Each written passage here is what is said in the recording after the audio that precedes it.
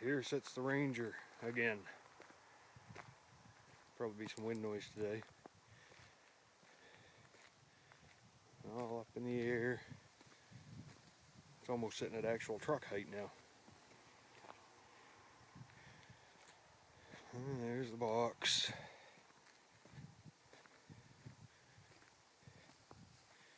Gas tank in the box. Gas tank hangers in the box. Box is pretty good. Put a little patch on it there, not a big deal. That's one of the ones I did 5 years ago. A couple of spots in the box I might want to look at. A little bit of rust up here. And this wheel well. A couple of soft spots. I'm going to have to deal with that, but not right now. So, if you look right here, you can see why it's up in the air with the box off it and the gas tank out of it. Oh, there's my latest homemade brake cable connector. Does the job. Put a piece of metal in it. From way up there to way back here. The spot there where it burnt through, I've got to patch up. But it was all of this, which is like hamburger, just completely done. Yeah, I don't know if you can see it from this angle or not, but it was rough.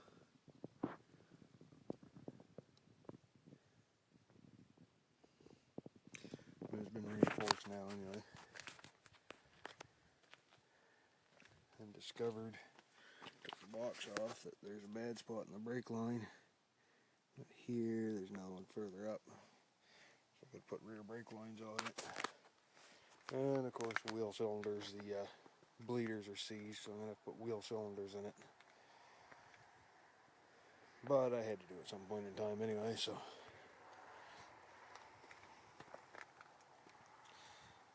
And we discovered that this frame rail here, at some point before my grandfather gave me this truck, this frame rail was replaced.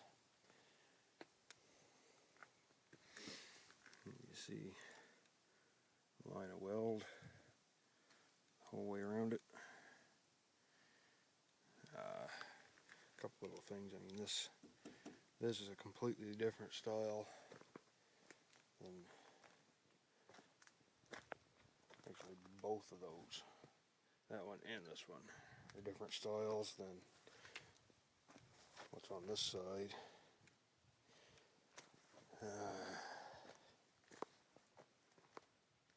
This cross member here is riveted to the frame on this side. It's bolted in on this side. This spring hanger is a little bit different than the one on the other side. Actually, this one's bent a little bit too, we discovered. Not a great deal, but it is tweaked a little bit. Not enough to get excited about. And this is a little bit different here too than the one on the other side. And notice the center stud on this side is short.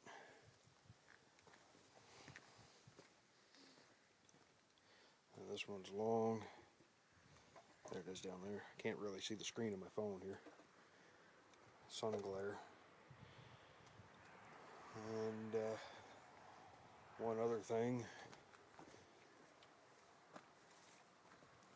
This side's got the spring lock on it. Or the thing that holds the springs together anyway. The other side doesn't. So this, no, not that one. This frame rail's been replaced at some point in time.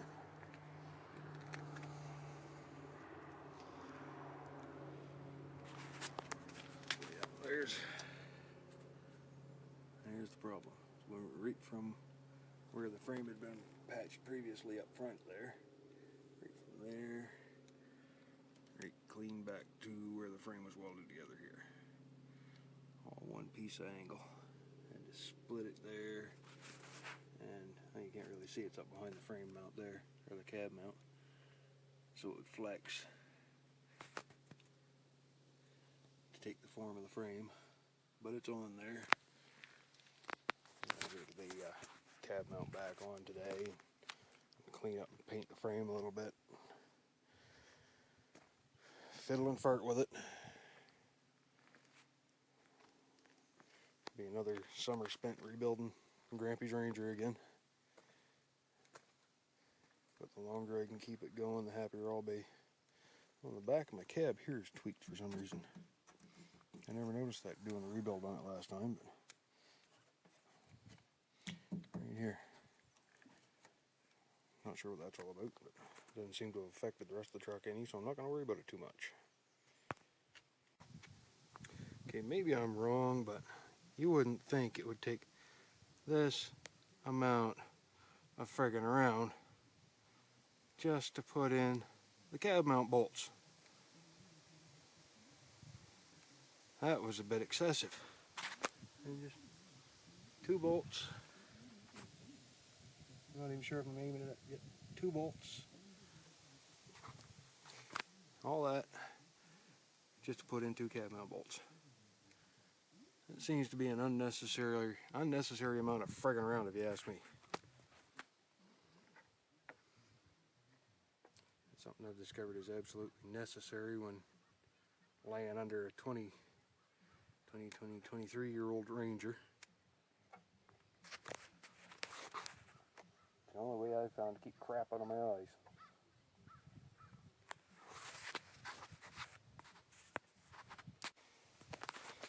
Alright, we're back on the ground again. Right, cab mount's attached, holding the cab up. Frame's been painted.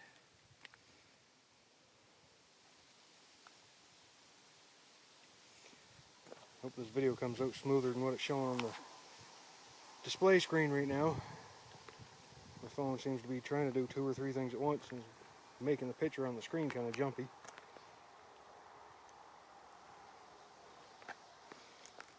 I even painted my exhaust tip. Or extension, whatever. And what I used for that is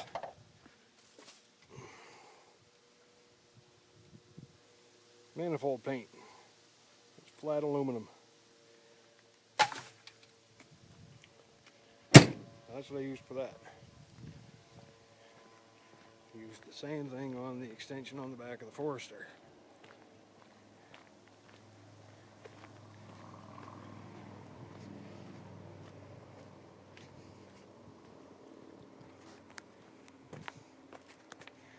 Got an extension tip on there. The tailpipe is way in there, and I didn't like it in underneath the bumper. I wanted it out, you know, sort of even with the end of the bumper. So I bought a cheap ass extension and stuck it on there. And it was cheap as alright. It's on there 6 months and rusted. I took it off, cleaned it up, painted it with that header paint. Now it's good. I know somebody's going to ask. That is a 67 C10 4-wheel drive. Cab is gone. Well, the cab's here, but it's shot. Box is gone completely. What's that saying? 49,000 original miles. It was used as a plow truck where it originally came from. It was bought specifically just for plowing the yard at this company.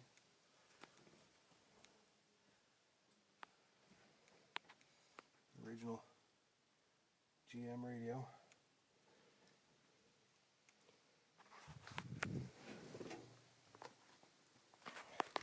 Not the original seat, it's a Cavalier seat. Dad just stuck in there so he'd have something to sit on.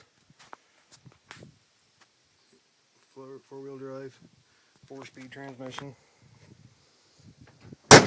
with the jumbo low, and it's got a straight 6.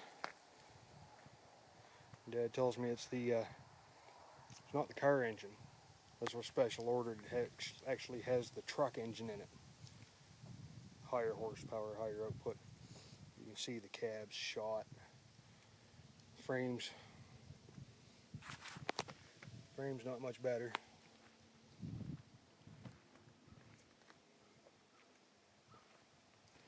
And I don't think Dad would part with this for any amount of money.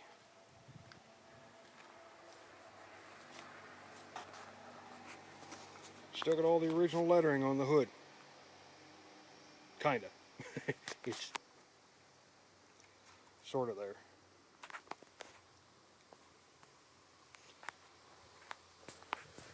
Well, it's actually got that's got the same transmission, the same 4-speed transmission as this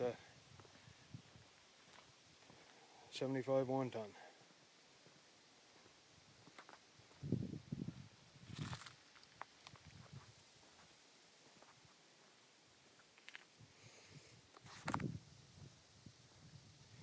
I have never ever encountered a vehicle that would haul the load that this thing will. Well, when it was running for the engine weight. But I mean, look at the suspension Dad's got on this thing. This was a tow truck special frame. The suspension wasn't heavy enough for Dad, so Dad took the suspension out from under a camper special, put on this, and added leaves. This thing will haul enough that it'll pull the front wheels off the ground and not squat the suspension. It's ridiculous. But Dad turned an insert in it and the engine seized up and here it sits. Kind of a shame, really.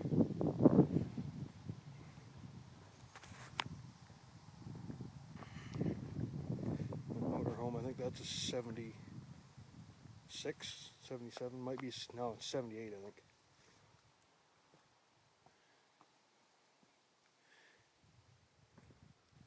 It's actually in better shape than Mom's 93.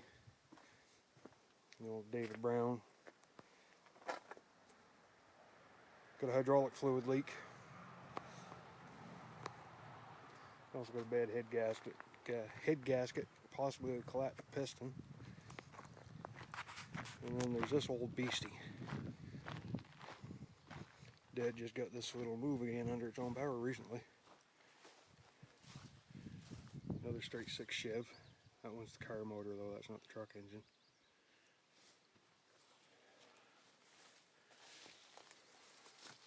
Now he had Dad had the transfer case out. I'm not sure if you can see it way down in there. Try to turn the light on here. He had the transfer case out so you can mount brakes here on this bottom drive shaft. It's actually Subaru calipers, or a Subaru rotor. 2 Subaru calipers. There's one on the other side from the an older model Subaru in 80. I think Dad said he took them off the 87. They're the older model with the front parking brake. This was your parking brake lever here. Instead of having a piston that's shoved in and out, piston turned out, so you never had to adjust your parking brake. Just change your front pads every once in a while, same as you would any front brakes. That's what he put on it for a gas tank.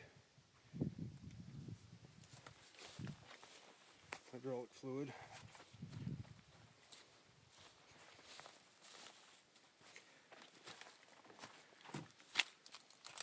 Got one wheel on backwards. We're not sure why. There's a fuel tank there. That's the drive for the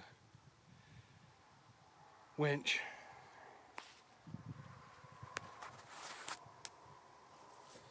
Here's the steering here, here's the blade control here, transfer case, transmission.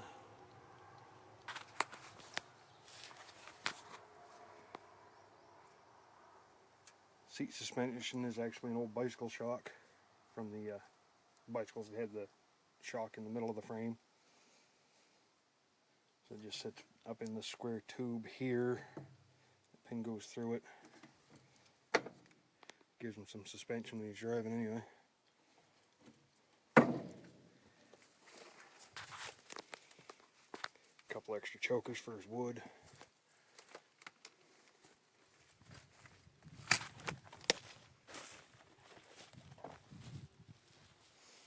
There's his hydraulic pump there.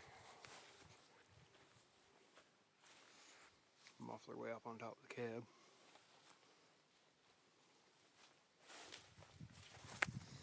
Yeah, so he's just got it so it pivots there and sits down on there. The pin comes out. The shock sits up in here. The pin goes back in. Suspension seat. There's all your controls there. There's your throttle there. Brake pedal that he hasn't got hooked up yet because he's got to put a master cylinder on it. I don't know if he's going to go power brakes or just standard brakes, but there's your clutch there. And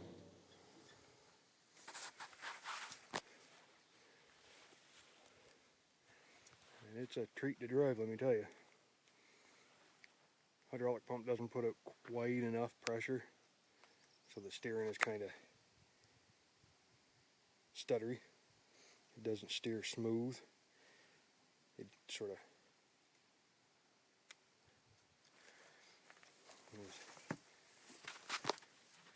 there's where it steers right there. Pivots there and there. And there's the steering piston there. There's the front output shaft. There's the input shaft from the transmission to the transfer case. That goes out the front end. There's something buzzing around angry under there. He's not happy with me being around, so I'm going to bug out.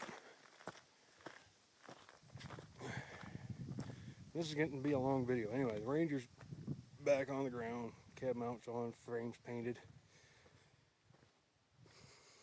That's all I can do today because I don't have any parts with me. So we're calling her quits.